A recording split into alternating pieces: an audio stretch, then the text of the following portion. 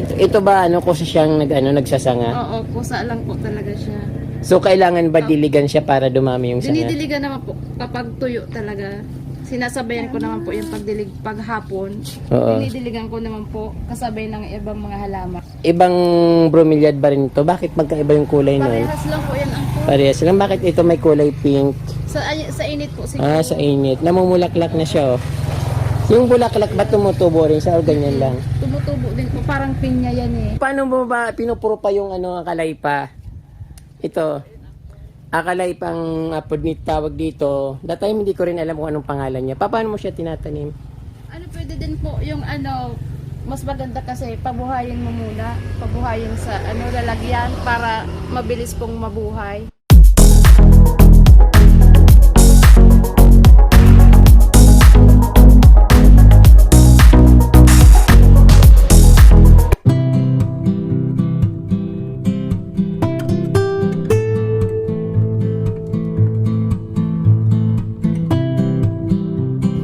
Magandang araw sa inyo mga ka-Promdi at welcome back sa Certified Promdi channel. Ngayon po ay muli ko pong binalikan yung garden ng aking pamangkin dito sa Barangay Saripongpong. Kasi nag-message siya sa akin na sabi niya, Uncle, sobrang ganda na ng mga halaman ko. Tapos sabi niya yung bougainvillea ko, ang ganda na. Tapos pinopost niya rin sa Facebook. So sabi ko, pupunta ako dyan. Sabi ko, titingnan kung magayon talaga, kung maganda talaga. Ito nga, nandito ako pa, pero hindi muna ako tumuloy kasi nandito ako sa may punong kahoy na medyo malapit sa bahay niya. So, ngayon, pupunta na ako doon at syempre, gusto ko rin makita yung mga kanyang halaman na pinagmamalaki sa akin. Syempre, pagdating sa halaman, lagi ako excited kung ano yung makikita at kung ano yung improvement ng kanyang garden. Kasi gusto ko ipapakita sa inyo yung mga magaganda, kung paano niya inaalagaan, kung paano niya tinanim, at kung paano siya nagpuprupa. Dahil kadalasan tinatanong niyo sa akin kung paano pinuprupa yung halaman.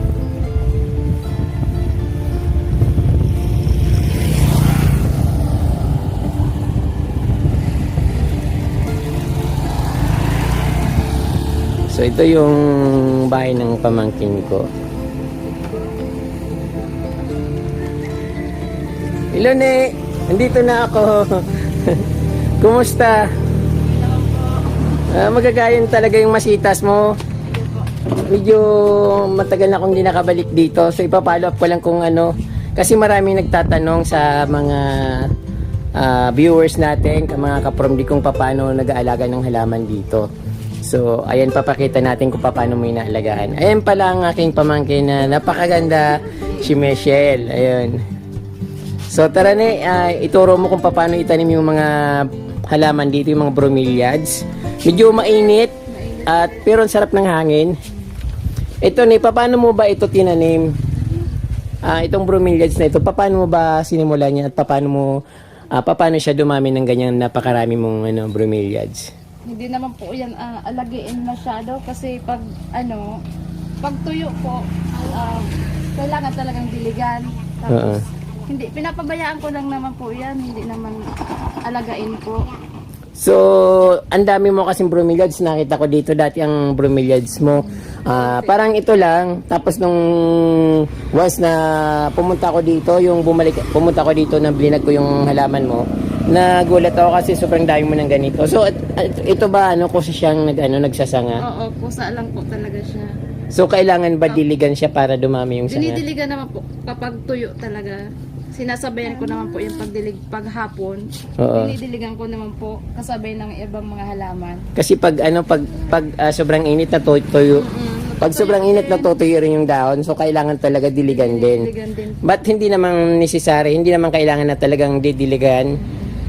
Nasa sa nag-alaga na lang kung gustong diligan or ayaw diligan. So ayan ka-Promdi, yung napakarami ng bromeliads ng aking pamangkin. So dahil manasa sa akin, mayroon din rin siyang mga white stone dito. So ang layo ng ilog dito, dumadayo pa sila dun sa malayong ilog. So ito ni, bakit ibang bromeliad ba rin ito? Bakit magkaiba yung kulay nun? Parehas lang po yan ang po. Parehas lang. Bakit ito may kulay pink? Sa init po siguro. Sa init. Namumulaklak na siya, oh. Yung bulaklak ba tumutubo rin siya o ganyan lang? Tumutubo din po, parang pinya yan eh. Yung ano, Ay, hindi naman po, ganyan lang talaga. ganyan lang siya, hindi siya to, ano, tinatanim. Yung ano niya talagang dito lang lumalabas yung itatanim mo na bromeliads. Ayun, yung pala kaprom di yung bromeliads, hindi kailangan alagaan. Once na nagano siya, nagsupang, katulad nito may supang na oh. Tatanggalin niya lang din re-replant niya sa another dito, itatabi niya lang. So, kailangan lang tatalian para hindi mahulog. So, yun na yun, yung pagtatanim niya. Ito yung ano yung pandakake, sinong umanin na ito Nag-trim? nag-trim? Ako po, ako lang po. O marunong ka rin pala mag-trim. Maganda yan pag gabi kasi may Oo. parang Christmas light. Nilagyan mo Christmas Nilalagay light yan. Yan, solar lang yan, oh. Nasaan? Nakatago? Nakatago. Ayun. So, yung mga halaman ng pamangkin ko dito, kaprom di, napakaliit ng garden niya, pero 6'6" siya. Maganda siyang tingnan. Ngayon, na siya, nagbo-bloom kasi summer ngayon. Yung mga halaman niya namumulaklak, so maliliit lang. Then, yung munayka niya, sobrang ganda na ng munayka. Yung dahil na siya sa init, summer plant din yata itong munayka. Pag nabibilad siya sa araw, yung dahon niya katulad nito nagiging ganyan ang kulay. Pag medyo matanda na siya nagiging kulay orange. Ngayon kulay pink siya. Then pag tumatagal nagiging kulay orange katulad nito. Ayun. Then may mga bulaklak. Ito kaprom di yung bougainvillea, pinagmamalaki sa akin ng pamangkin ko. Pinost niya sa Facebook, message niya ako, sabi niya, Uncle, pumunta ka na dito. Tingnan mo yung bougainvillea ko, napakaganda na, sabi niya. Sabi ko, sige, pupunta ako dyan. So, kaya nandito ako. Ayun. Niyali ka dito, paano mo ba pinupuro pa yung akalaypa?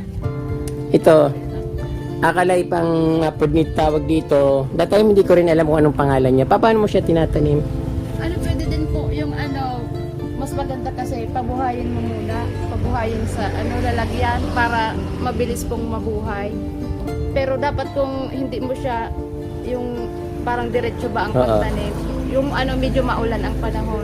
Dapat medyo maulan. Para mabilis pong mabuhay. So ano yung itatanim ba sa sa paso na maliit muna? Sa Pwede paso naman muna? yung kahit yung itim lang. Anong itim? Polyethylene. Yung plastic. Opo. Kailangan ba diligan o dapat lang sa lilim? Yung basa lang ang lupa. Pero sa akin kasi mabilis akong makapabuhay niyan eh. Hindi naman mahirap. Dapat ka. Magpuro pa ka na ibinta natin. Madami po ako doon tinanim, buruhay na po. Oo. Okay. So, yan ang aking pamangkin. At ayun, napakaganda ng garden niya kahit maliit lang yung pag nandito ka, marirefresh ka kasi dito sa likod ng kubo niya, sa likod ng bahay niya, palayan na napakalawak. Yung hangin na galing sa palayan, pupunta dito sa bahay niya, kaya yung hangin dito, ang sarap langapin dahil amoy palay. Fresh na fresh talaga yung niya, yung kapaligiran niya.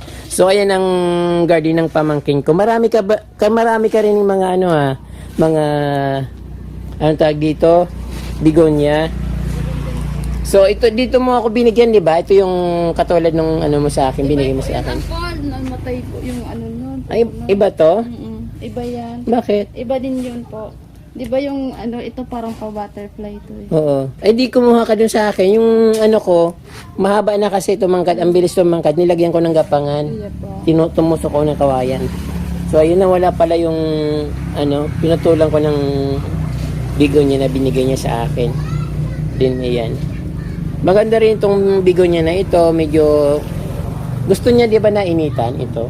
Pwede naman po. Oo. Ayaw niya ng palaging nasa tubig. Ay namamatay yan Nabubulok yung puno niya sa sa nakababad sa tubig. Ay mga bigonya ng aking pamangkin. Ayun.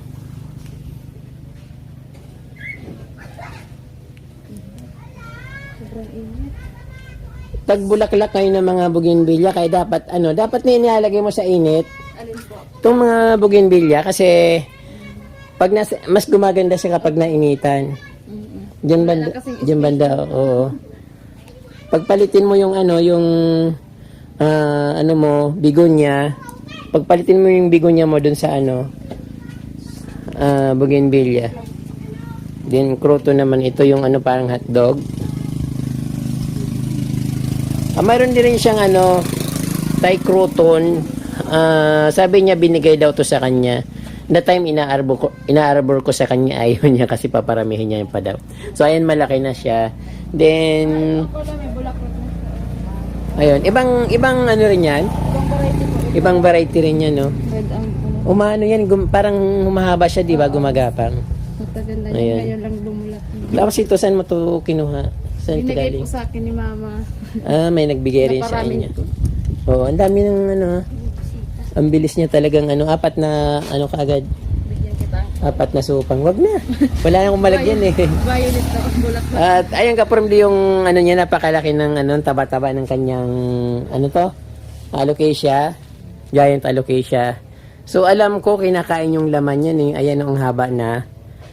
Kailan mo to tinanim nung nauso yung mga alocasia? Oo po. Ayun ang Binigay din nun sa akin. oh, ang laki na ng ano, laman niya. Sa, alam ko sa India or Pakistan, kinakain yung laman. Parang nilalaga mo na din. Ayun, tapos lulutuin nyo ulit.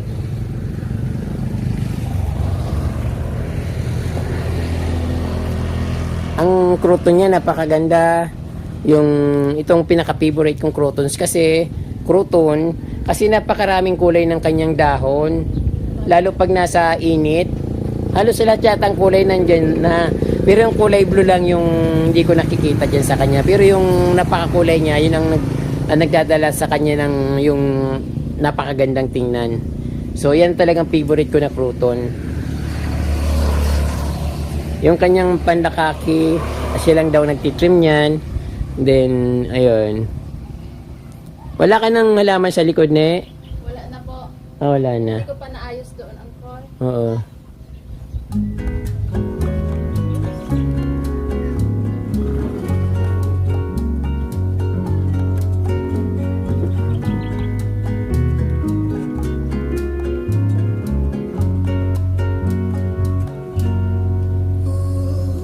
Ang ganda kayong tingnan, kahit maliit lang yung garden mo, sobrang ano, pang mayaman. Kahit.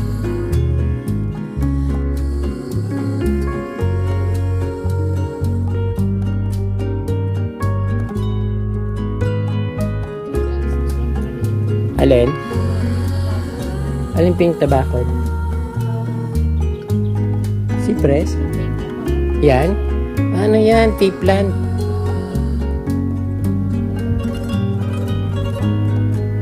Pwede mo naman iputulin.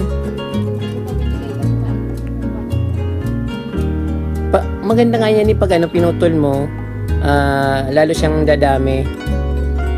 Kaya ang magandang tingnan dito kasi mainit, natatamaan siya ng araw.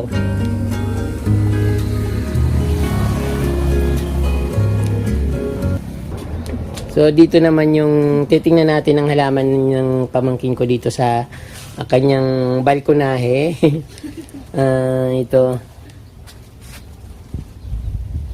Meron din siyang itawag nito snake plant, black velvet, black emerald, enjoy puto, then pitonia, ayun, enjoy putos, then snake plant. Meron din siyang konting anong tawag dito, cactus, may orchids, Florida Beauty, ayun, walachi na maliliit pa. Ang daming marami nito dun sa di ba ne? Dun sa Mama, madami po. oo, sinamahan ko siyang kumuha nito dun dun lang sa may niyuga, napakadami. Pero ang binibinta yung malaki nito, binibinta 500 plus. Madami na nga yan, Uncle. Pwede na. Oo. Marami doon. Doon nang kukuha lang ako sa may ilog, ang dami doon. So, ayun. Siksik yung halaman ng pamangkin ko dito, kahit maliit yung bakuran. Yan, open lang yung gate nila. Ayun.